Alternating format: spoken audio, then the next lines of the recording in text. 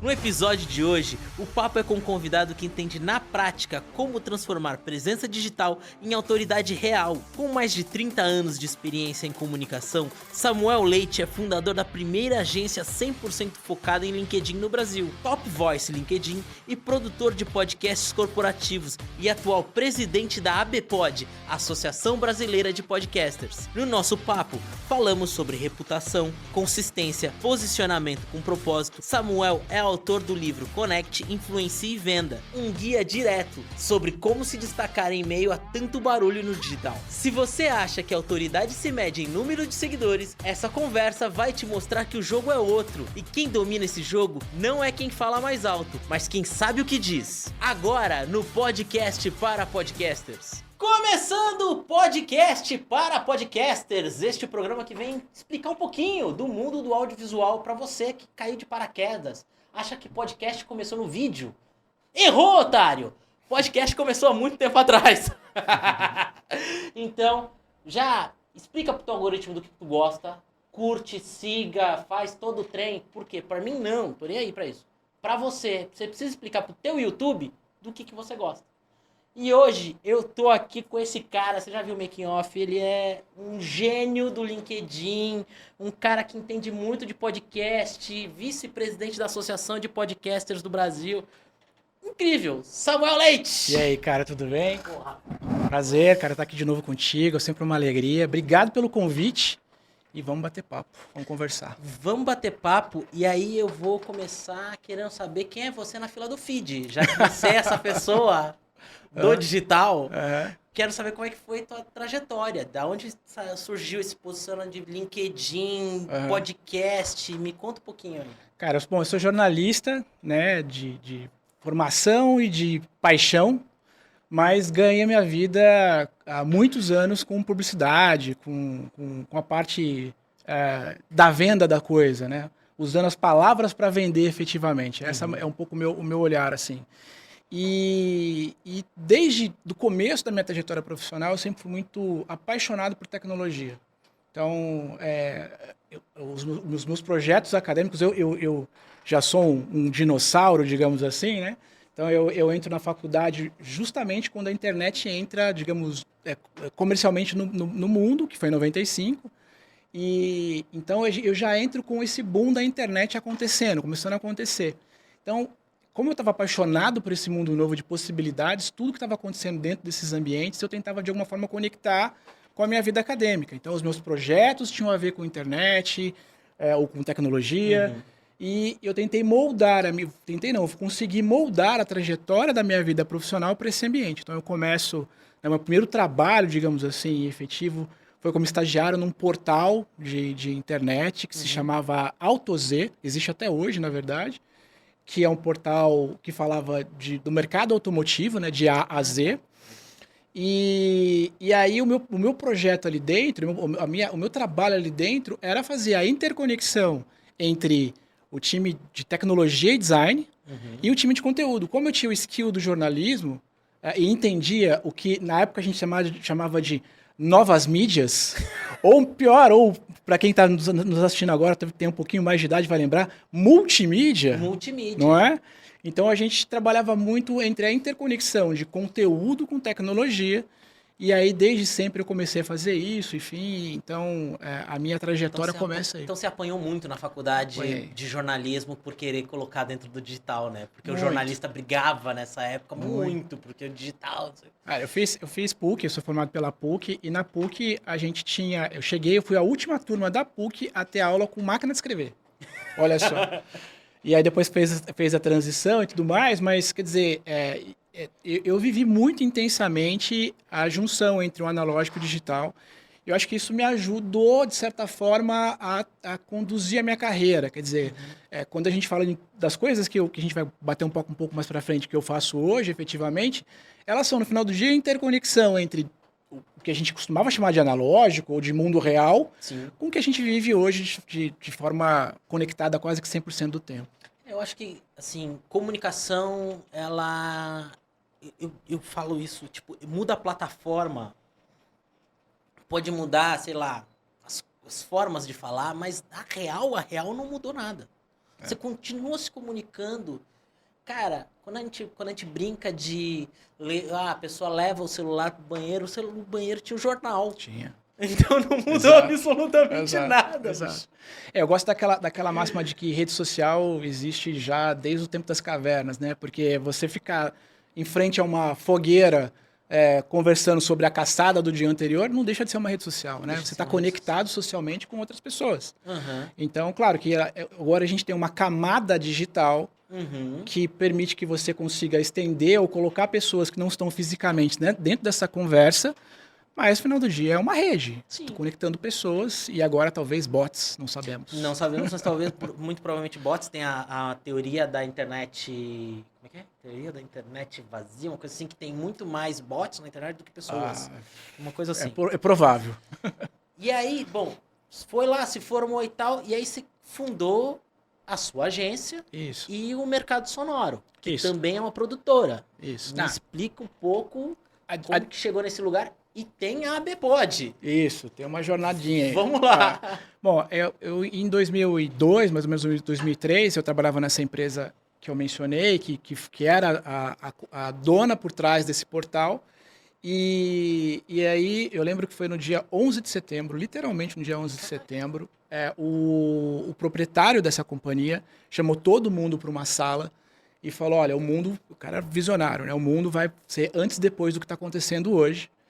E no dia seguinte ele me chamou para a sala dele e falou, olha, eu tenho uma boa e uma má notícia para você. A boa notícia é que você está sendo demitido, né? E a má notícia é que você vai continuar trabalhando para mim. Então ele me fez abrir uma empresa para atendê-los digitalmente dentro daquilo que eu fazia efetivamente já. E por que ele tomou essa decisão, penso eu, na época? É porque ele estava num exercício de foco, né, de se concentrar em atividades que de fato ele enxergava valor, né? Então, eu vendo outras coisas, não vendo tecnologia, não vendo comunicação, eu sou uma companhia que vende produto, né?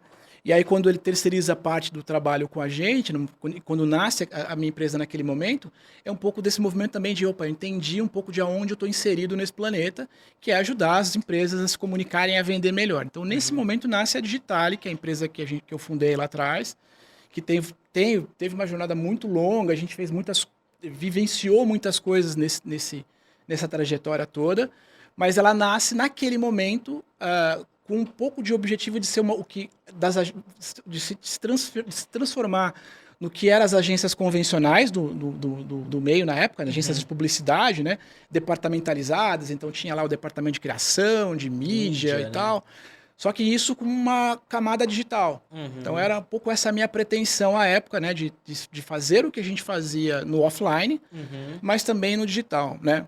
E aí a Digitale começa olhando para tudo. Então eu fazia site no final do dia, rede social. Meio que próximo do que veio a Boombox. Acho que a Boombox era muito disso, vender mídia dentro Isso. A Boombox ela tinha um olhar talvez um pouco mais focado em mídia, né? Porque ela tinha inclusive um produto na época muito bom, porque você de alguma forma conseguia colocar a tua marca, ou a marca do teu cliente como fosse um cluster, você colocava dentro da comunicação, você vê como os caras eram visionários de vários. Os caras anteciparam a visão de influência digital, né? Sim. Então, mas no meu caso eu era muito mais a agência que desenhava a estratégia e que traduzia aquilo para um cliente e usava a Boombox, por exemplo, como um possível meio para distribuir essa mensagem. Então, a gente começa como Digitale e segue até mais ou menos 2011, 2012, quando a gente é comprado por um grupo aqui de São Paulo que era focado em comunicação para relação com investidores, né? Então, ainda a maior empresa de relações com investidores da América Latina. E eles, na época, o mercado de bolsas, de empresas listadas em bolsa aqui no Brasil, ele era muito pequeno. Então, eles tinham um fundo que tinha injetado dinheiro ali neles, mas que eles não tinham muito mais para onde crescer, porque eles já tinham parte, quase que a totalidade do mercado que eles atuavam. Entendi. Então, o que eles fizeram? Eles começaram a trazer para dentro outros negócios que eram complementares ao RI, que é a relação com o investidor. E aí compraram agências digitais e agências de assessoria de imprensa, porque eram negócios complementares. E dentre as agências digitais que eles compraram, a Digitale foi uma delas. E aí inicia-se uma jornada com eles, né? A gente acabou sendo sócio desse negócio, né? A gente, digamos, vendeu o nosso negócio para esse grupo em troca de sociedade nessa holding, né? À época eu tinha outros sócios também. E esse movimento vai até 2018, mais ou menos, quando eu meio que recompro a operação, a gente faz um novo negócio onde eu torno a Digital independente de novo, e aí já olhando para a comunicação para negócios com exclusividade. Então, em 2018, que é quando a gente, isso começou, pré-pandemia ainda, a gente já começa a olhar, primeiro, de forma independente, segundo, que eu entendia que o meu negócio era olhar comunicação e marketing para negócio, B2B. B2B então, total, não olhar B2C, não olhar varejo, olhar B2B. E aí vem a pandemia e aconteceu tudo que a gente sabe. E o mercado sonoro, ele é um braço da Digitale ou ele é uma empresa independente? Ela nasce como um braço, né? A Mercado Sonoro é uma produtora de podcasts corporativos, né? Então a gente não grava, o que a gente não faz é gravar, mas todas as etapas anteriores a isso a gente faz. Então a construção do programa, né? A marca tem lá, por exemplo, um desafio, um objetivo, que é colocar, mostrar que ela tem autoridade num determinado tipo de produto ou serviço. Então ela conta isso pra gente de alguma forma e a gente estrutura um projeto de um podcast que pode ser tão completo como, por exemplo, a escolha de um apresentador, Sim. a escolha de um nome, a escolha de uma marca e passa pelas etapas de produção, né? De construção de roteiro, de locação de estúdios. Há clientes, por exemplo, que a gente até comprar o bilhete aéreo do convidado da plataforma e agendar o hotel e receber o cara para até isso a gente cuida. É uma produção mesmo. Assim, para quem não entende todo o tamanho que se tem um podcast para se produzir ele, é praticamente um programa de televisão, gente. É isso aí. Tem toda uma coisa de produção muito grande pré-gravação. Isso. Com uma ressalva bacana, né? Que hoje em dia, graças a Deus, a gente que quebrou pedra há muito tempo, né? Tem orgulho de falar isso, com audiência às vezes maiores que muito programa de televisão. Exatamente. Com audiências Desculpa muito... aí, gente. Desculpa, mas é isso. E aí você tem a gente, por exemplo, então, a Gramofone enquanto estúdio, perfeito, ela é um espaço. Só que aqui tem produções que chegam independentes. Perfeito. Então, as pessoas vêm aqui para gravar e tem produções que chegam aqui através de produtoras com o mercado sonoro. Exatamente. É isso aí. Então, cara, o que dá uma base pro cara que tá vindo gravar de tranquilidade, nossa, gigantesco. Nossa, deixa eu dar um depoimento, cara. É muito bom poder contar com parceiros como vocês, porque quando você tem esse cuidado já de receber a pessoa, de a pessoa ter um local para se maquiar, enfim, para se produzir, ter um café para a pessoa, porque até isso a gente tem que cuidar como produtora. E às vezes a gente não tem esse braço, não é o nosso negócio efetivo, né? De receber a pessoa. Então é muito legal poder contar com parceiros como vocês, porque no final do dia é isso que acaba ajudando na entrega final. Né? O produto final, assim, tipo, eu falo muito sobre podcast, ele vai muito além da mesa. Muito além da mesa. Então, assim, muitas vezes a intenção do seu cliente não é o podcast. Sim. É ter uma hora para bater papo com o cara que ele não consegue bater papo por X motivos. Putz, eu não consigo, o cara não vem, não me dá uma agenda, não consigo tomar um café. Convido ele pro podcast, putz, consigo ali bater um papo, fechar um negócio. Então, cara, e aí você tem uma produtora que eu vou focar no que eu preciso do network. Isso. Foca você no programa. Cara, você tá dando uma fala que é muito bacana, porque ela é literalmente o que acontece no dia a dia, né? Muitas vezes a empresa nos procura porque ela quer transmitir uma autoridade, mas no final ela tá conseguindo fazer negócio, né? Então, a gente tem um cliente em especial que tinha ali uma necessidade de transmitir uma autoridade para um determinado segmento de negócio. Então a gente criou lá um programa, deu um nome, ficou tudo bonitinho, só que ele falava muito para público interno. Um belo dia a gente começou a provocar o cliente, dizer, por que você não traz um convidado de fora? Porque isso vai ajudar no engajamento do conteúdo, vai trazer mais gente para essa base de audiência. E aí a gente começou a trazer gente de fora, mas dentro de um ambiente controlado. Então fornecedor, possível cliente.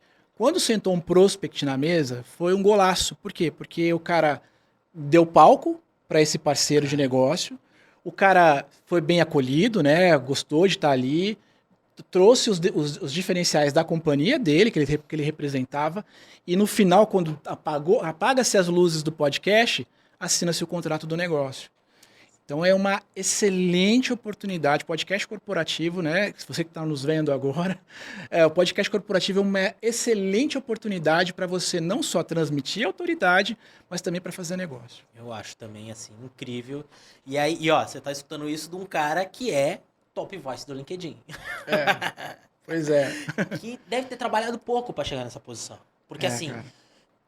eu não sei quantos milhões de seguidores, mas eu sei que acho que são 12 milhões ou 1.200 top voices? Não, aproximadamente 1.200. Esse não é o número que o LinkedIn não divulga, mas a gente estima que é entre 1.000 e 1.200 top voices no Brasil. No Brasil. Isso. E aí, são milhões de 80 milhões. 80 milhões, tu é um dos 1.200. É uma responsabilidade enorme. Cara, trabalhou muito. E aí eu quero saber como que você se tornou e qual impacto foi para você. Assim, a pergunta que mais me fazem é como é que eu me torno um top voice, né? E acho que é a pergunta que mais fazem para quem é top voice, como é que se torna um top voice, né? No final do dia não existe muito uma regra de ouro e não existe também muito um caminho, até porque o próprio LinkedIn não determina isso. O que existe efetivamente, que é público inclusive...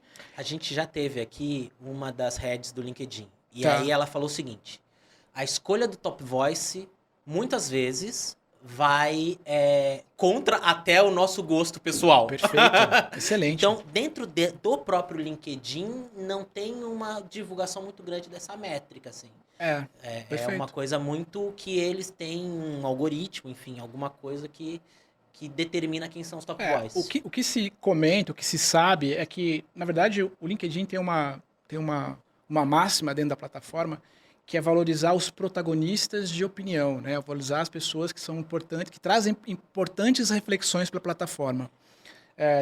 Então, assim, o que se sabe, o que se divulga de alguma forma, é que a plataforma vai valorizar quem fomenta essas discussões lá dentro. Muito mais do que ser uma efetiva autoridade num determinado tipo de tema, quem é efetivamente recorrente, quem está sempre postando conteúdo, quem está sempre, de alguma forma, ajudando a comunidade. Aliás, esse é um ponto fundamental que eu queria deixar como dica para quem está nos assistindo agora, que tem algum tipo de pretensão de ter uma projeção melhor no LinkedIn. O LinkedIn não é sobre você, o LinkedIn é sobre a comunidade. Quando você entende isso, efetivamente, muda o jogo. Porque deixa de ser um espaço de auto-homenagem. Eu fiz isso, eu conquistei aquilo...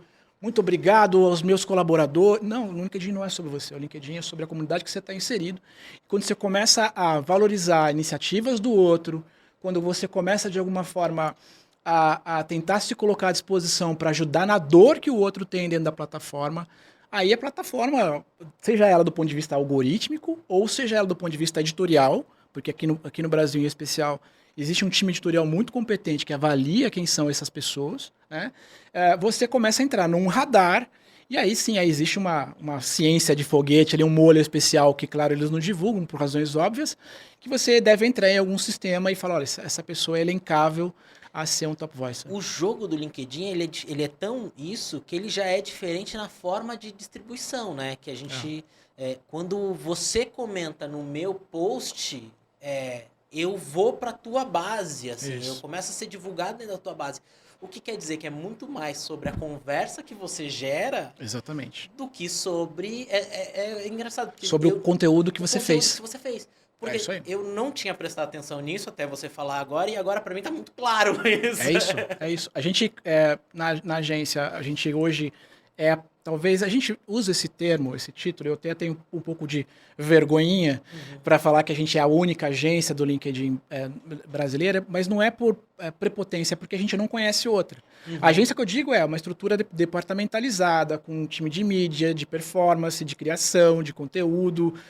Enfim, a Digitali é hoje uma estrutura departamentalizada que só faz LinkedIn. Então, eu não faço Instagram, eu não faço Facebook, não faço conteúdo para blog, eu só cuido de LinkedIn. Então, dentro desse contexto, eu ainda não conheci outros espaços que fazem e por conta desse movimento todo, a gente vive literalmente o dia a dia da plataforma e a gente olha não só para marcas, mas para porta-vozes, né? Então, é muito comum eu estar... do dia a dia conversando com lideranças das empresas E uma das coisas que eu mais falo é isso que você acabou de trazer. Não é sobre o que você criou. Então não é só o seu post. É importante ter post? Claro que sim. Né? O LinkedIn é, como diria meu amigo Armindo Ferreira, é um sacerdócio. Você precisa estar lá dia sim, dia não, ou dia sim e dia também, postando. Mas é mais do que você posta, é o que você comenta, é o que você reflete e repercute. Então de novo, o protagonista das boas opiniões, protagonista das boas conversas. Então como é que eu consigo, de alguma forma, quase que não como é que... Não, já me perdi na Enfim, palavra. não é, digamos, de forma pejorativa, forma pejorativa, você está sequestrando, digamos assim, o conteúdo de alguém, né? Uhum. Mas no final do dia é um pouco isso. Você se vale de algum conteúdo que alguém postou e comenta dentro desse conteúdo, isso vai fazer com que você consiga ter mais repercussão. Eu vou, inclusive, dar uma dica para quem está nos assistindo agora. Porque é muito comum as pessoas, eu quero vender no LinkedIn, ou eu quero ser notado por um recrutador, né? Eu quero aparecer mais em umas buscas. Como é que eu faço isso? A pessoa geralmente sai alucinadamente pedindo conexão para todo mundo. Conexão para aquele cara do RH, conexão para aquele CEO daquela empresa, sai que nem um desesperado fazendo isso. E mandando mensagenzinha. O que acontece na prática? A metáfora é mais ou menos a seguinte: imagina que você está num café, numa Starbucks da vida, você sai mês a mês entregando um cartão e nem olha para a cara da pessoa. É isso que você está fazendo, né? Você está entregando um contato e a pessoa nem sabe quem você é no final do dia, né? O que você precisa fazer no LinkedIn para mudar um pouco esse jogo? Você precisa ser percebido por essas pessoas e não suplicar por uma conexão. E como é que você é percebido por essas pessoas? A primeira coisa que você faz vai no perfil da pessoa que você quer conexão e clica para seguir, não para pedir a conexão. E clica também no sininho dela. Quando você faz isso, a próxima vez que essa pessoa postar, você vai ser comunicado. A pessoa postou, vai lá no conteúdo dela. Se você tem alguma coisa para contribuir, para repercutir, vai lá, comenta, faz um comentário, traz algum tipo de constatação bacana, amplifica aquela conversa. O conteúdo isso, dela. amplifica aquela conversa. Um belo dia, essa pessoa que você estava desesperado por conversa, vai notar. Vai falar, o Alexandre é um cara bacana, trouxe aqui um comentário interessante. No dia seguinte ele postou um conteúdo que vai chegar nesse prospect, porque o LinkedIn entendeu que, de alguma forma, pode ser que haja uma conexão de valor entre vocês dois. E aí, um belo dia, ele vai pedir conexão para você e não o contrário. Então, essa é a jogada, quer dizer, você ser notado. De novo, é sobre o outro, não é sobre você. E aí eu vou pegar um gancho que a gente está falando de LinkedIn, e aí eu quero falar um pouco de criação de conteúdo para dentro da plataforma. Legal. E como que o podcast pode entrar nesse molho aí? Legal. Me diga, você que é um especialista. Eu replico meus cortes de Instagram lá dentro e só isso vai funcionar? Não vai funcionar. A ideia toda do LinkedIn é muito clara. Aliás, muita gente pergunta sobre isso, né? Qual que é o tom de voz do LinkedIn, né? É uma rede que eu vou derivar meu conteúdo, ou a forma que eu já converso no Instagram, vou dar uma profissionalizada nele, vou colocar em terceira pessoa, né? E vou subir. Não é isso. Na verdade, o LinkedIn é uma rede que deixou de ser um lugar para pendurar currículo, e ela foi por muitos anos isso. Talvez até a aquisição pela Microsoft, ela tinha um pouco esse objetivo, né? De ser uma plataforma cujo objetivo era pendurar currículo. E a gente visitava quando a gente precisava de emprego, né? Ou precisava contratar alguém, né? Para ser um ambiente de troca de informações profissionais, de conhecimento, de networking, assim por diante. Então, hoje ela é muito mais esse lugar do que um lugar de recrutamento e seleção efetiva. Então, assim, para produzir conteúdo, você tem que pensar que você está dentro de um espaço profissional. Então, ele não necessariamente precisa ser um lugar de terno e gravata, mas ele é um lugar que precisa ter uma certa de um dress code, digamos assim, né? Você precisa ter um espaço ali para você... Eu estou transitando dentro de uma empresa, então não é um lugar que eu estaria no bar com os meus amigos. Então aqui já tem um primeiro olhar sobre quais temas eu vou trazer para esse espaço aqui. É tão legal você pensar na metáfora como empresa, porque ela, dentre outras coisas, te fala dos melhores horários, que pode ser inclusive uma outra pergunta que muita gente me faz. Quais os melhores horários para publicar? Enxerga uma empresa. É o horário que você chega na companhia, é o horário que você sai para o almoço, é o horário que você volta do almoço, é o horário que você vai embora. Então essa é a janela meio que mágica do LinkedIn. De manhãzinha, das 7 às 9, da meio-dia às 2, porque é o horário que a galera está no almoço, e das 4 às 6 que a galera está saindo. Então, pensa que é uma companhia. E numa companhia, numa empresa, no escritório, você vai trazer, por mais que seja um assunto divertido, por mais que seja um tema que talvez não seja necessariamente profissional, ele tem ali um tom de voz um pouquinho mais profissional, né? Menos Aham. bermuda e mais terno e gravata, mas Sim. não necessariamente blazer, não necessariamente smoking, né? Uhum. Então, a ideia de produção de conteúdo é que ele tenha, no final do dia, algum tipo de conexão profissional com o que você está fazendo.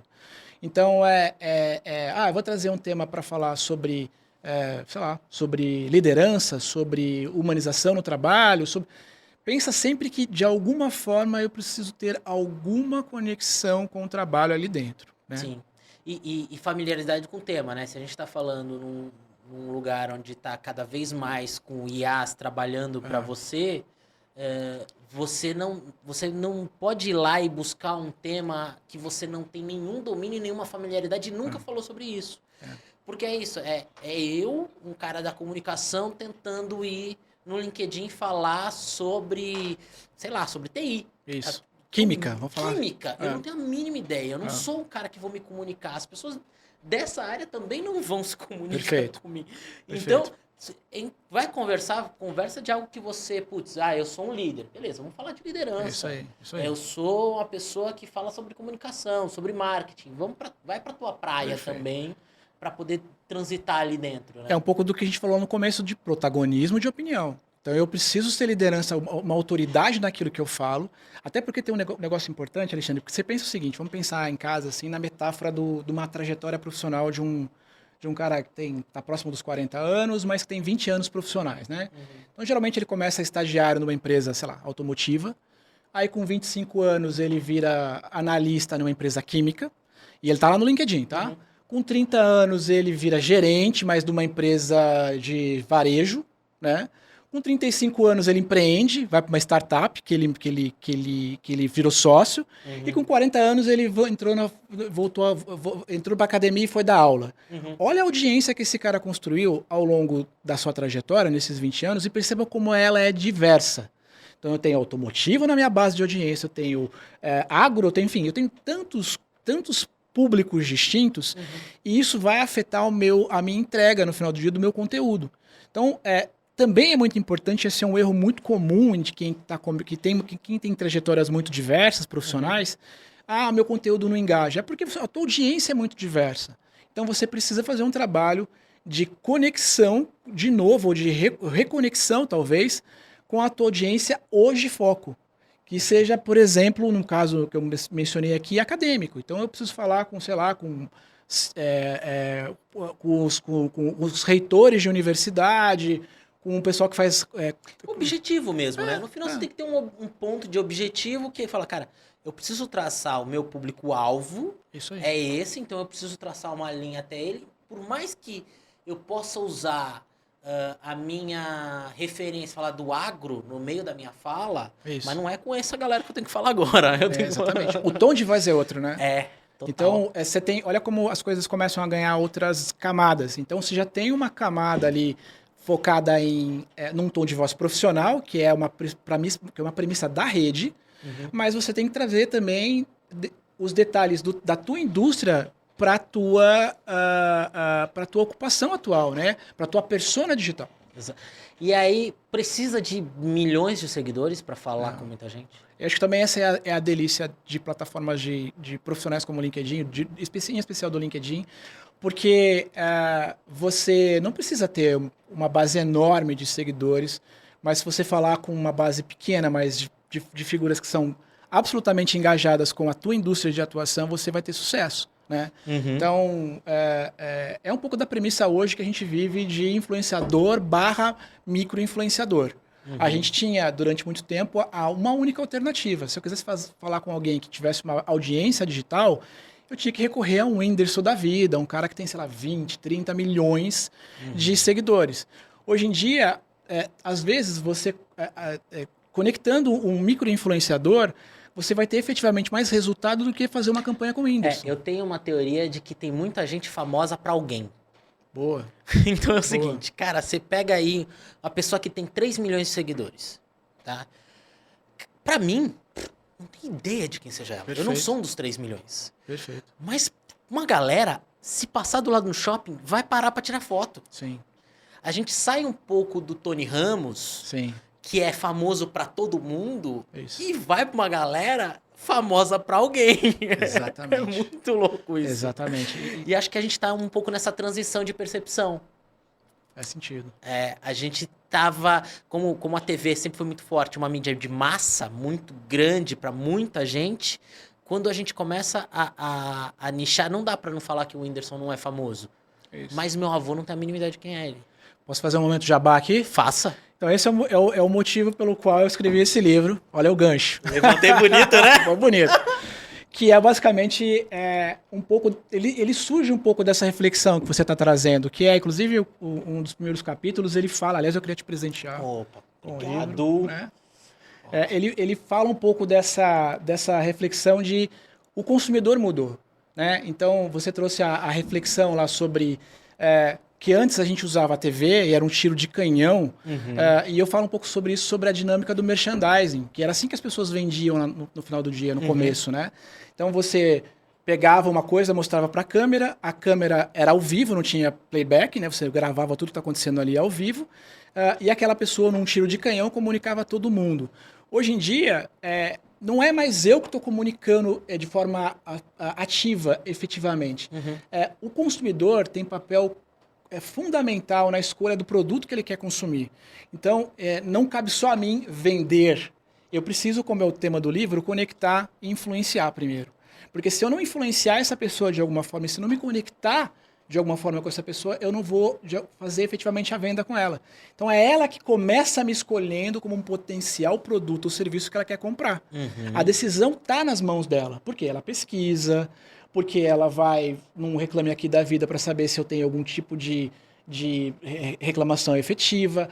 Ela vai perguntar no primeiro momento para um amigo ou um colega se ele recomenda. Senão ela vai buscar o influenciador dela de estimação para saber, pô, esse cara é legal, não é?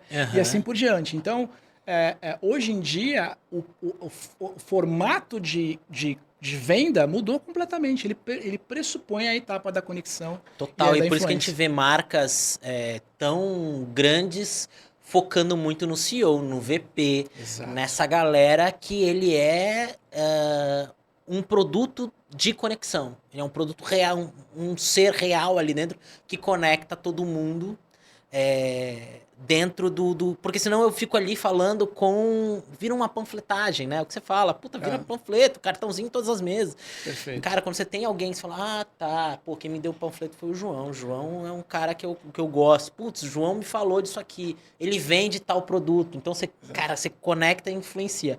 Mas você usa um termo, que é isso que eu queria entrar aqui, que você usa o termo social selling. Isso. E aí, vamos lá, explica pra nós o que é social selling. É um nome bonitinho O que que a eu gente gosto de dá. fazer muito com o meu chat GPT é, explica pra uma criança de 5 anos o que é isso. Vou explicar. Na verdade, assim, é um nome bonito que a gente dá para uma venda feita de forma social. Na verdade, uma venda onde você se vale da sua reputação, da sua capacidade de engajamento, de conexão para vender algo a alguém. E isso não é um advento da internet, isso vem de lá atrás, né?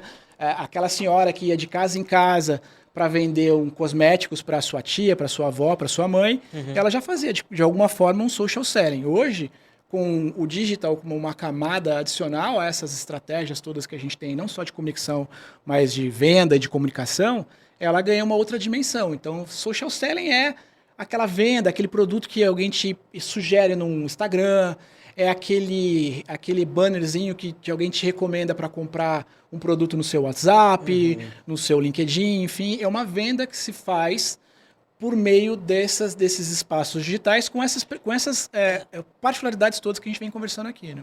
Essa entrada que vai ter agora, não sei se já entrou, mas que vai ter do TikTok, de vendas dentro do TikTok, ela é uma plataforma de social Eu acho que é esse assunto exponenciado, inclusive. Porque eles vão, de alguma forma, materializar efetivamente. Eles vão criar um marketplace de social selling. É quase isso. Sim. Né? Porque todo mundo vai poder, de alguma forma, vender o seu serviço, seu produto, seu infoproduto ali dentro.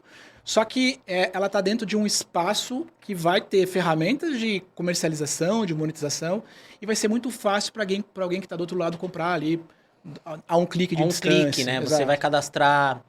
Para quem ainda não entendeu, o TikTok vai ter uma ferramenta que já é um puta sucesso na China Isso. de venda dentro dele. Então, eu quero vender esse livro, eu vou entrar numa live e aí eu vou ficar falando aqui sobre o livro e como ele é incrível e como Isso. ele mudou minha vida, não sei o que. E se você quiser, você clica aqui e compre agora. Putz. Checkout na hora e Na hora, já tem o meu cartão cadastrado, já tá tudo Já. cadastrado. Pum, isso para venda.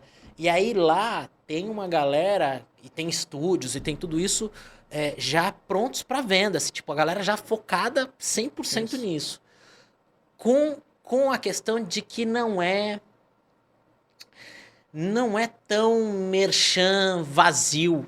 Eu acho que tem muito disso. Eu acho que isso vai levar um tempinho pra gente entender. Que não é só eu ficar aqui falando compre, compre, compre. É entender qual é a importância disso, por que ele é legal. Eu acho que tem um pouco disso, né? Chamava-se de... A gente costumava falar lá atrás de branded content, né? Conteúdo para a marca, que era a ideia de você, de alguma forma, tornar mais orgânico aquilo para o consumidor, não ser só o, como você colocou, compre, compre, compre. Não, tem um... Você conta a história daquilo, de como aquilo resolve uma dor que eventualmente você tenha, somado a características incríveis de IA por trás, de você entender o momento certo para colocar um botão de CTA, que a gente fala, né? Que é o call to action, ou seja, o botão do compre só vai entrar no momento que talvez a tua audiência esteja mais preparada. Enfim, existe tudo isso baseado em algoritmo. Enfim, é uma tempestade perfeita para você, de alguma forma, conseguir convencer o teu consumidor que aquele produto é efetivo para... Aquele momento de compra é aquele momento ali, efetivamente. Total. E aí agora eu vou voltar aqui pro podcast dentro dessa coisa de geração de conteúdo e tudo mais, né? E aí eu queria que você me falasse um pouquinho você acredita que todo profissional devia ter um podcast? Bom, com certeza. De preferência que fizesse com a gente, né? Com nós dois. Exatamente. Não, as brincadeiras à parte, eu acho que o podcast é um meio absolutamente incrível de você contar a sua história dentro do seu lugar de conforto. Então, é muito simples hoje em dia para se produzir um podcast, né? Você, aliás, é o que sempre quando alguém me pergunta, né? Como é que eu faço para montar o meu podcast? Como é que eu faço para fazer meu podcast? A resposta que me vem sempre é faça, né? Boa. Pega lá o teu celular, começa a gravar. E depois que você iniciou uma conversa, que você começou a entender como é que você conta as suas histórias, ou como você conecta essas histórias a um determinado público, né? Que você profissionalize, ou que você avance, que você melhore, aí vai para um processo de ter melhores equipamentos, até você entender que não compre equipamento que é muito caro, você não venha para um estúdio como esse aqui, porque isso é muito mais prático, você consegue ter qualidade profissional e assim por diante. Eu tenho uma ideia que, assim, se você grava todo dia, Perfeito. todo dia durante 1 hora e pouca, 2 horas, compra. Vai Perfeito. sair mais caro. Se você tem um por semana, esquece. É um investimento muito alto. Você sabe que na Mercado Sonoro, quando a gente inicia um projeto do zero, às vezes o cliente traz a pergunta: cabe montar um estúdio aqui dentro da companhia, da empresa? A minha resposta é exatamente essa que você deu agora. Você vai fazer conteúdo todo dia? Então você vai abrir um podcast, no dia seguinte você vai ter um webinar, você vai fazer todo dia? Faça. Sim. Você vai ter um retorno de investimento aí em algum tempo. Você vai gravar 2 vezes por semana? Não faça. Não faça, Porque você vai ter um espaço profissional, com luz. E assim, se você não gostou, se aquele ambiente não foi bacana... E outra coisa, não basta ter o estúdio, né? Não basta montar. E quem vai operar? Se você grava todo dia, beleza. Você vai ter que contratar um operador. Show. Agora, você grava uma vez por semana, você vai chamar um operador. Até uma chance de dar um trabalhista, porque, pô, aquele cara tá ali, não sei o quê, sempre tem alguma chance disso. E assim, mais do que isso até... É o teu core? Não é o teu core. Exato. Teu core é vender escapamento, teu core é vender produto, teu core é vender livro. Não é fazer podcast. Então, não... faça isso com quem é especialista. Você não é especialista em algo, então se valha de um especialista para fazer aquilo que você precisa fazer. E aí eu queria entender com você... que em algum momento eu vi você falando disso, que tem momentos que as pessoas estão fazendo podcast pela vaidade. Sim. E tem momento que elas fazem com um objetivo. Isso. E aí eu queria saber que tu explicasse qual que é a diferença desses dois. Eu acho assim, é natural que a gente é um pouco, acho que a metáfora é um pouco da paixão e do amor, né? A paixão, acho que a gente começa fazendo podcast meio apaixonado, né? A gente liga a câmera, no começo foi um pouco o que aconteceu comigo, a gente quer os melhores equipamentos, a gente quer as melhores coisas, mas a gente talvez não tenha nem noção da história que a gente quer contar, né? E muito menos se alguém vai se interessar por aquela história, né? Eu faço podcast há mais de 15 anos e lá atrás eu não tinha tanto concorrente, né? Então, hoje em dia, você tem muito concorrente. E muito concorrente bom, né? Gravando, com boas histórias, com consistência de produção e tudo mais. Então, eu acho que o primeiro movimento faça porque você gosta, faça porque faça sentido para você, faça porque você possa, de alguma forma, eternizar aquela mensagem que você quer construir. E depois, se você viu valor naquilo e aquilo, de alguma forma, também pode estar trazendo valor para alguém, aí profissionalize, né? Todo mundo me pergunta também como é que eu monetizo. Acho que o primeiro ponto para monetizar um podcast é tentar não gastar com um podcast, né? Total, então, total. Se você deixar de pagar para fazer podcast, é a primeira vitória. Não pense em ganhar dinheiro. Pense em, agora eu não pago mais para fazer. Beleza, como é que você faz isso? Com apoiador, com N coisas, você constrói esse tipo de coisa. Mas eu penso que é um pouco isso, né? No começo, e também pensando um pouco de movimento, né? O podcast, ele se populariza muito fortemente no Brasil, muito por conta dos tristes acontecimentos da pandemia, né? Porque as pessoas não tinham mais como sair de casa e os influenciadores que tinham, digamos, o YouTube e as outras plataformas como grande palco delas, eles começam a migrar para esses espaços de podcast também, para poder conseguir, de alguma forma, começar a contar suas histórias em outros formatos, né? E aí você tem, quando a Globo entra na jogada, ou quando um grande veículo entra na jogada, a coisa se exponencia. Sim. Foi um pouco o que aconteceu com o nosso meio aqui no Brasil. Então, quando acontece esse grande boom, todo mundo vem, né? E quem fica? Quem tem amor. Não só quem é apaixonado. Quem é apaixonado, ok, uma paixão de verão. Foi legal, foi bacana, mas tá lá. Ficou um histórico, mas quem de fato tem amor pelo meio, segue fazendo. Eu concordo com você. E aí agora eu quero, já que a gente tá falando, você tem um cara que tem muita experiência no meio do podcast, veio do podcast de áudio, Isso. um outro rolê, que nem eu vim de rádio e tal, e é uma história que eu falo, né? Eu vim de rádio e eu falava, vamos fazer um podcast? E as pessoas lá dentro falam, ninguém vai ouvir isso. Perfeito. Aí hoje em dia, Impressionante, né? é impressionante. Assim, tipo, cara, não, fica tranquilo, vai rolar, assim. E aí você entra na ABPOD, Isso. que é a Associação Brasileira dos Podcasters. Isso. Se você tá aí sozinho criando podcast, você não tá sozinho. Existe uma associação, existem várias comunidades, né, como Podcast Experience e outras, mas tem a Associação Brasileira dos Podcasters, no qual faz a Pod Pesquisa, que cara, é a base de toda a informação que a gente tem hoje. Assim. É isso. A gente, bom, eu tenho muito orgulho de fazer parte da ABPOD. Estou já há algum tempo lá com o pessoal. Hoje nosso presidente é o André. No final do dia, uma associação, de maneira geral, ele é um espaço para a gente falar de nós, né? E não de eu como pessoa, né? Um pouco tudo que a gente está falando aqui, né? Sempre é sobre o outro, né? Não é sobre a gente. E a ABPOD tem um pouco dessa missão, né? De democratizar a plataforma, de poder, de alguma forma, representar a indústria, de poder, de alguma forma, também ajudar do ponto de vista educativo e tudo mais. E é uma associação que tem bastante tempo já de mercado e cujo objetivo é, como você bem trouxe, ficar perto do associado, né? A gente está iniciando, a partir dos próximos meses, um movimento, né, de nova formação de associação. E o objetivo é cada vez mais estar ao lado desse não só do produtor de podcast e do ouvinte de podcast.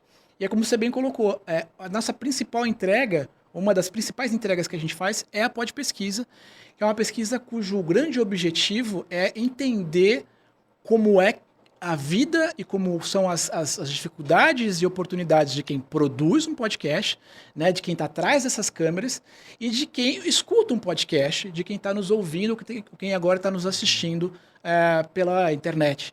Então, é muito legal, é muito bacana, é muito dinâmico e eu tenho bastante orgulho de fazer parte desse time.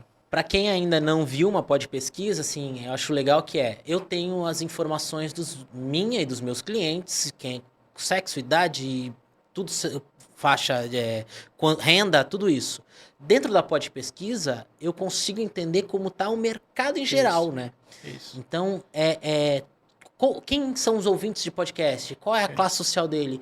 Qual ele é solteiro, ele é casado? Como que funciona essa minha audiência?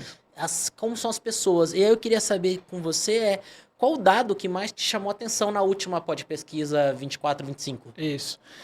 Bom, eu acho que a gente teve duas abordagens interessantes. Uma foi entender um pouquinho mais sobre como a agenda de acessibilidade vem sendo trabalhada no podcast, né? Porque o podcast, hoje em dia, ele é bastante popular em imagem, mas durante muitos anos ele foi, como você bem colocou, justamente só áudio, né?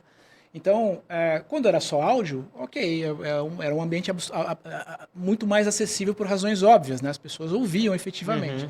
Mas hoje em dia você precisa também, de alguma forma, trazer mecanismos para que pessoas que têm algum tipo de dificuldade possam, de alguma forma, consumir esse tipo de conteúdo.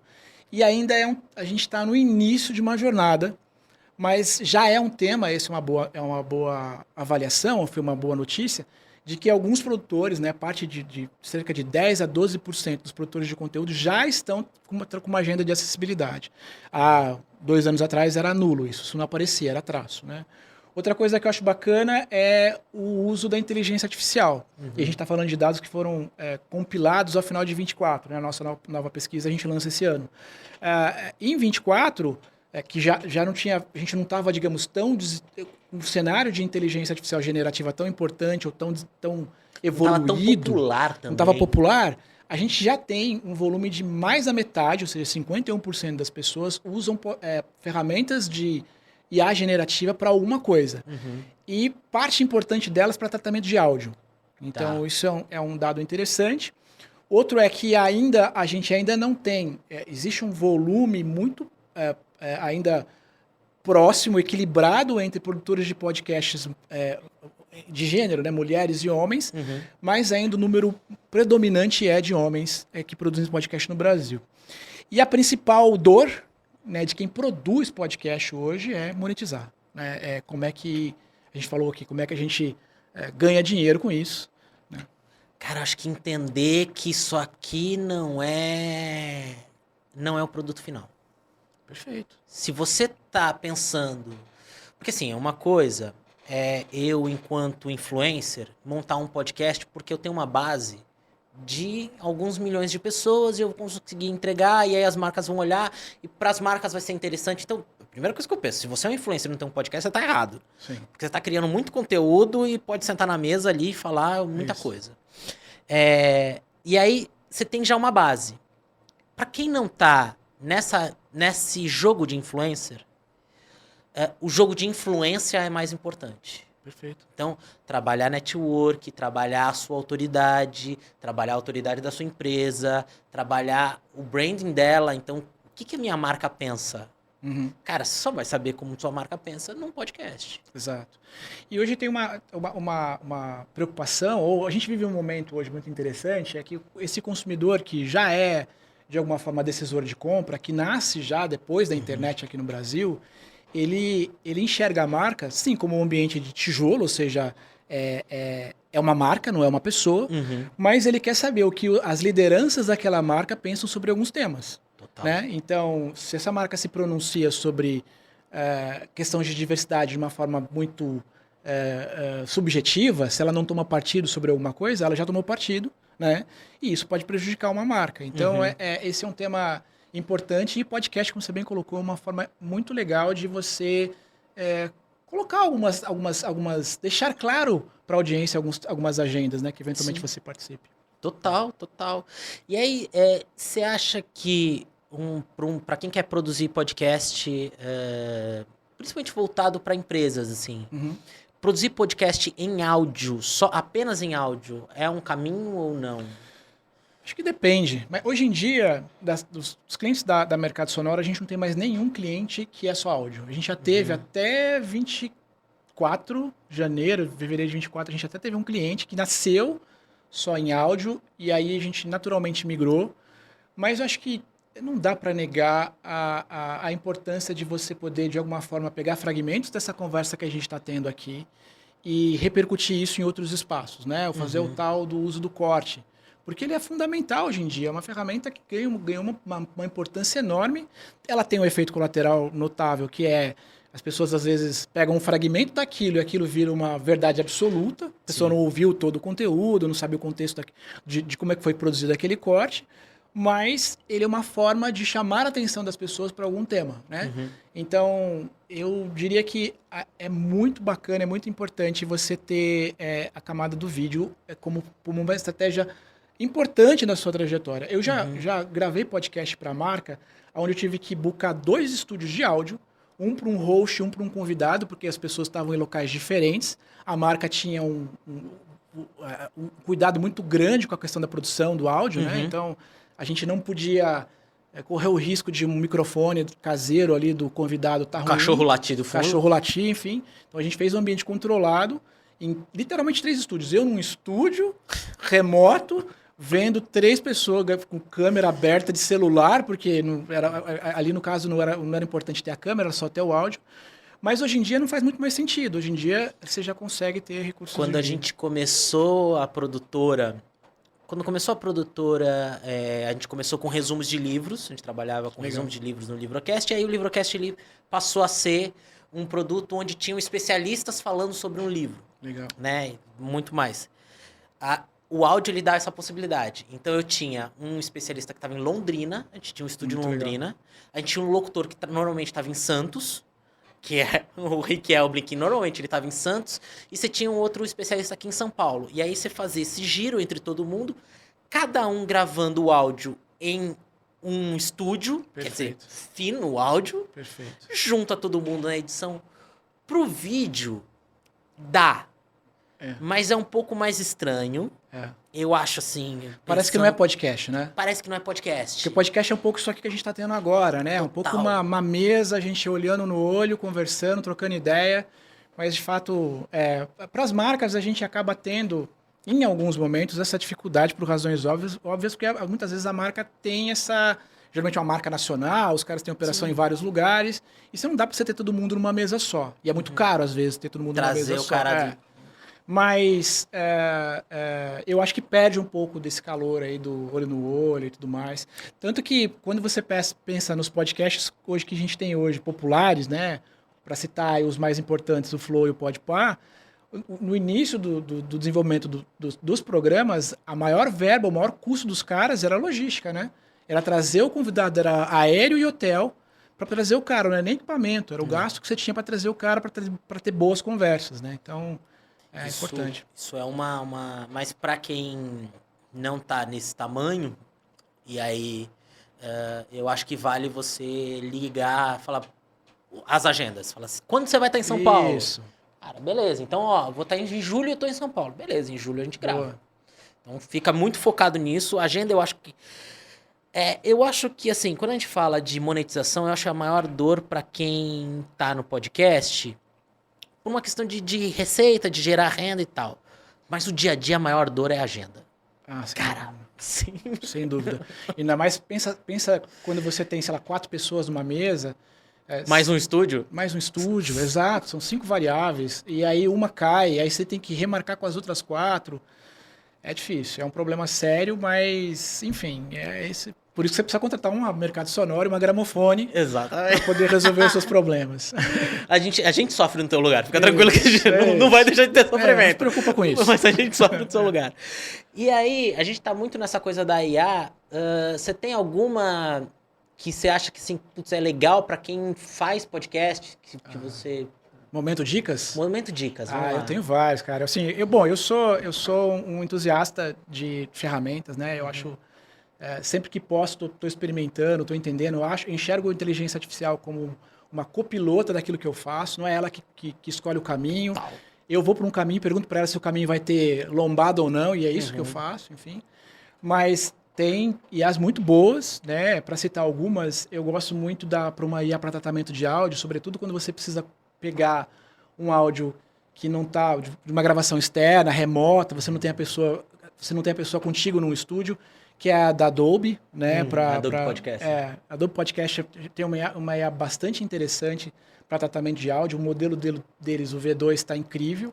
você consegue fazer coisas assustadoras, assim, né, de qualidade de áudio.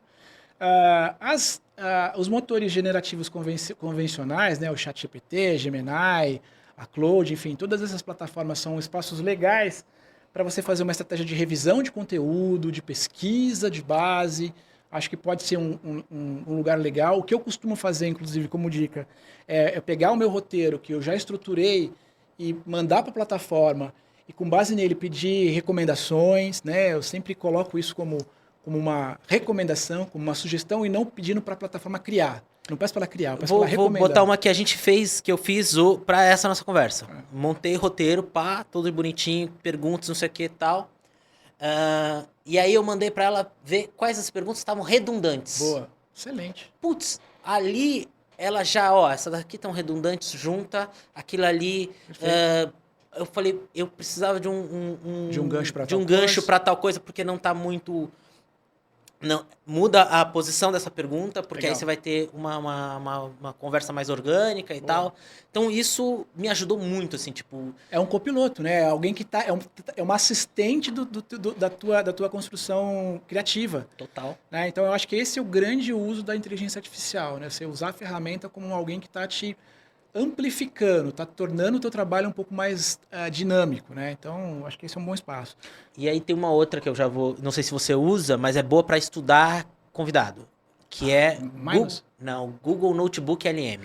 Já, muito bom. É muito Excelente. legal, porque aí Muito eu bom. peguei várias entrevistas suas... Legal. Em vários lugares. Então, você faz CBN, várias coisas que você fala em vários lugares. Então, eu joguei tudo ali, fui alimentando. Ela não é uma para quem tá ouvindo, ela não é uma generativa. Não é uma generativa, ela não vai buscar na internet as informações. Vai tratar os dados que você pôs ali. Que eu coloquei. Então, coloquei pode pesquisa, coloquei tudo Boa. ali dentro. Putz, aí, a partir dali, eu tenho... Ó, o que eu tenho de CBN que é legal eu saber? Boa. O que eu tenho de pesquisa que é bacana também eu saber? Então, ele me ajuda a estudar o convidado e ajuda a estudar na hora da construção do roteiro. Acho que, putz, pra quem tá fazendo podcast... é sensacional, né? Muito legal. E tá ali a um clique de distância, enfim, é muito legal. Vamos agora para as perguntas rápidas. Temos perguntas rápidas que... A gente faz para quase todos os convidados. 2 a gente faz para todos, mas tem algumas extras aqui para você. Que é, vamos lá, melhor dica para se destacar no LinkedIn em 2025. É você, como eu falei aqui no começo, pensar na comunidade e não em você. Então, não fique fazendo auto-homenagem, não fique postando sobre as suas conquistas, mas se coloque à disposição da comunidade para poder resolver ou para poder discutir temas que são importantes para todos. Boa. Uma ferramenta indispensável para criador de conteúdo. As inteligências artificiais generativas, né? Eu uso muito o Gemini, mas eu acho que as ferramentas generativas. E aí eu quero saber qual é o erro que você olha assim, de clientes que não são do mundo sonoro, que você olha e fala... Cara, essa empresa aqui tá errando de novo, no mesmo lugar. Todo mundo erra no mesmo lugar. Quais são os erros mais comuns de podcasts corporativos? Eu acho que é não ter muito claro qual é o seu objetivo com o programa. Então, assim, ter um podcast não pode ser só uma ideia hypada, do tipo, todos têm, a gente não. Quando você estabelece que o meu objetivo como marca é comunicar algo, isso é óbvio e é recorrente para qualquer negócio, mas principalmente a quem eu vou comunicar aquilo. Então, essa dificuldade entre estou falando para dentro de casa ou para fora de casa é a maior dor que as marcas têm, e principalmente entender que podcast não é mídia convencional. Então, não espere uma audiência de canal de YouTube, não espere uma audiência, porque é um outro meio. Outro lugar. E é um meio que tem uma métrica que é incrível, que as pessoas, você que está me ouvindo agora, você decisor de compra, atente-se a isso, que é a capacidade de retenção da ferramenta. Então é muito comum você ter gente que fica 50 minutos ouvindo a tua marca. Aonde você consegue isso? 50 minutos ouvindo uma marca, 40 minutos ouvindo uma marca. Então é uma das plataformas ou dos meios mais com capacidade de retenção, de atenção, numa sociedade que... disputa a atenção a todo momento, né? A gente está sempre disputando a atenção por algo. você ter uma ferramenta como essa é incrível. E aí eu vou lembrar de um dado que está na Pod Pesquisa, que é que os ouvintes confiam muito mais em produtos que foram anunciados dentro de podcasts. Perfeito. Eu lembro desse dado que me chamou muito a atenção, assim. Então, já é algo que está consolidado, assim. Tipo, Sim. cara, se tá dentro de um podcast e aí foi recomendado por alguém que eu confio e que eu gosto, putz, eu vou comprar, porque é... Então, para você que é marca, que tá aí pensando onde que eu coloco minha verba de mídia, podcast é uma baita de uma plataforma. E contar com empresas, né? Claro, a gente está brincando aqui, fazendo meio que um jabá, mas no final do dia é contar com empresas que façam isso, né? Porque, assim, os departamentos, por mais que você tenha um departamento estruturado, que tenha gente para fazer, é uma ciência um pouco diferente. Não é de foguete, mas é diferente. Então, assim, conte com um profissional especializado, conte com um estúdio estruturado para poder te ajudar nesse processo, porque isso vai te ajudar muito. Você vai economizar muito tempo nesses processos, né? E também é uma forma interessante de dizer de te ajudar, sobretudo para o pessoal que está, digamos, na parte mais operacional das empresas, com esse desafio de fazer um podcast, vai te ajudar a convencer a tua diretoria, te trazendo observações importantes, métricas importantes. E como a gente, né, aqui, Mercado Sonoro e Gramofone, a gente faz isso todos os dias para um monte de gente, a gente tem muita experiência e a gente consegue eventualmente encontrar um caso de uso ali que vai ser mais prático para eles. Boa! E aí agora eu quero saber qual podcast eu não posso passar essa vida sem ouvir. Você fala assim, cara, esse podcast, ele tem que estar no mundo. Quem que eu deveria ouvir? Eu posso fazer também uma auto-homenagem aqui? Por favor. Na verdade, eu vou contar uma história. Assim, como eu falei, eu sempre fui um apaixonado por podcast e eu resolvi lá atrás, isso foi em 2016, eu acho, resolvi fazer um podcast com os meus filhos. E esse podcast está inativo, enfim, é dos podcasts que eu faço até hoje, ele está inativo há mais de 5 anos, que eu tenho mais ouvintes regulares. Caraca. Ele está há mais de 5 anos fora do ar. Ele chama IC Podcast, que eu gravei com os meus filhos durante 4 anos. Então, a Luísa, na época, tinha 5 anos e o meu filho Bruno tinha 7. Então, o programa era e se, por exemplo, brócolis tivesse sabor de chocolate? Eles traziam a pergunta pra gente no programa e a gente tentava responder e pirava com aquilo. E aí a coisa começou a tomar uma proporção muito grande, ele foi mais ouvido na categoria durante muitos anos. E aí as pessoas as crianças mandavam perguntas. Que legal. Então, aí se eu pudesse comer uma nuvem? E se... E aí a gente tem muitos episódios, eu acho que ele é um programa que como ele é muito lúdico e como ele é atemporal, né? A gente tem mais de 150 episódios, e ele é curtinho, né? Porque é o tempo de você pegar os seus filhos e levar na escola, foi por isso que ele foi feito. Que legal. São 9 minutos, 10 minutos, é o tempo que você, no carro, você vai ouvir com o seu filho. Então, por mais que ele está muito tempo, sei que isso vai dar uma dor no peito, porque eu estou lembrando de uma coisa que, né, a gente dá vontade de gravar, mas eu acho que é um conteúdo que eu fiz literalmente para a posteridade. Eu acho que os meus filhos vão, sei lá, daqui a 20 anos... Eles estão com quantos anos agora? Com 11 e com 14. Né? Então, o Bruno, por exemplo, ele no começo, nos primeiros episódios, se você for maratonar, não é Bruno, é Senhor X, porque ele tinha vergonha de podcast. Aí depois ele virou Senhor Leite. Aí depois ele virou Bruno. Então, eu já tô dando um spoiler pra quem vai ouvir aí, que o Bruno é o Sr. X. Fofo, muito fofo. E aí eu queria saber quem que você gostaria sentado aí, conversando comigo sobre podcast. Poxa, tem tanta gente bacana. Deixa eu ver aqui uma figura que eu acho que é legal. Eu vou sugerir uma pessoa que eu acho que é muito legal, que pela jornada dela, que é um amigo pessoal muito querido, que é o Fernando Scalabrini. O Fernando Scalabrini, ele é um batalhador do meio podcast. Tem o podcast há muitos anos, que é o Papo Acessível. E o Fernando, ele é uma pessoa cega, é um deficiente visual. E o Fernando já editou podcasts para mim em áudio. Que legal. Né? E ele é alguém que vive o meio podcast há muitos anos. Eu acho que o Fernando, na época ele morou fora, eu acho que ele está no Brasil, acho que ele está em São Paulo atualmente.